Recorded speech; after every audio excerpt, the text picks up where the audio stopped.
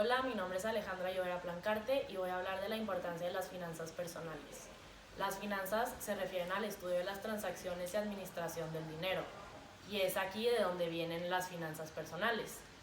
Entonces, las finanzas personales no nos hablan de las transacciones, sino nos hablan del manejo y la administración del dinero y los bienes de nuestra persona o familia. Concretamente, este concepto nos habla de la administración de todo nuestro dinero, ingresos, egresos, bienes, materiales, ahorros, inversiones, créditos, préstamos, seguros, servicios, entre muchos otros. Conocer las finanzas personales es muy importante para poder entender todo y cómo funcionan. Si hablamos en concreto de México, la mayoría de la población no cuenta con una apropiada educación financiera, principalmente, como decíamos antes, puesto que la población considera que es algo difícil de entender. En otro caso, porque considera que no es necesario este conocimiento. Según lo comenta Alfredo Domínguez en una nota para el diario Forbes, México ha estado mejorando un poco en cuanto a educación financiera, pero esta mejora aún no es suficiente. Es más, ni siquiera llega a ser aceptable si comparamos a México con otros países.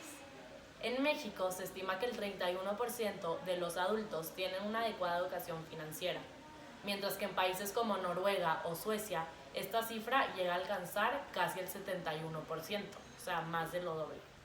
La importancia de la educación se rige a partir de la estabilidad de las personas y las familias, puesto que éstas dependen directamente de cómo manejan sus bienes. En muchas ocasiones hemos escuchado familias que pierden sus casas, que pierden sus terrenos, sus autos y otro tipo de bienes materiales por el hecho de haberse endeudado con una institución bancaria o privada como tiendas departamentales. Por poner un ejemplo, ya que al solicitar un crédito o préstamo en muchas ocasiones se debe firmar para poner algún bien que las instituciones puedan tomar como pago en caso de que los individuos no lleguen a liquidar la deuda.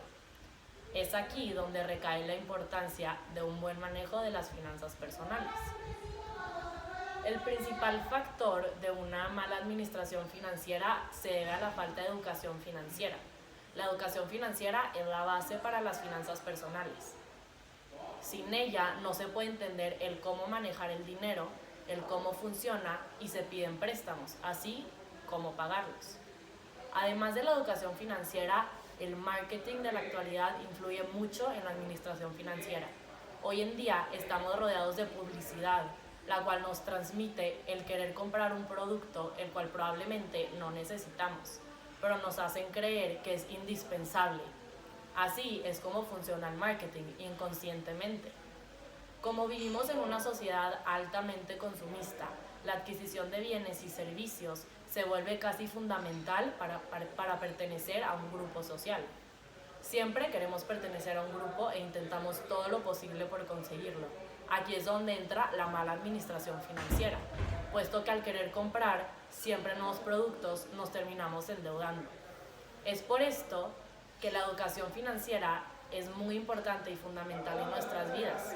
Conceptos tan simples son sumamente necesarios para poder entender cómo funcionan los gastos.